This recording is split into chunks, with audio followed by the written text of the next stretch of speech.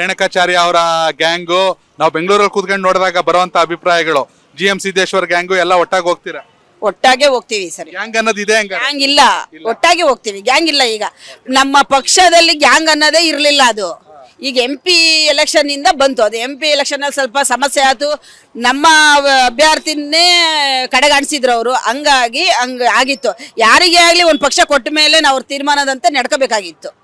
ಎಲ್ಲ ಒಂದ್ ಕಡೆ ವಿಡಿಯೋಸ್ ನೋಡ್ತಾ ಇದ್ದೆ, Vinay Kumar insight academy education ಇಷ್ಟು ಇಡೀ ದೇಶದಲ್ಲಿ ಇರೋರೆಲ್ಲ ವಿದ್ಯಾವಂತರನ್ನ ಮಾಡಕ್ ಕೊಟ್ಟವ್ರೆ. ಬಿಜೆಪಿ ಟಿಕೆಟ್ ಕೊಟ್ರೆ ನಾನು ನಿಂತ್ಕೋತೀನಿ ಅಂತ ಅವ್ರು. ಸ್ವಾಗತನಾ? ಈಗ ಎಲ್ಲರೂ ಬರ್ತಾರೆ ದಕ್ಷಿಣಕ್ಕೆ. ಯಾಕಂದ್ರೆ ಟಿಕೆಟ್ ಕೊಡ್ತಾರೆ. ಅವರು ಕಾಂಗ್ರೆಸ್ ಅವ್ರು ಇದ್ರು.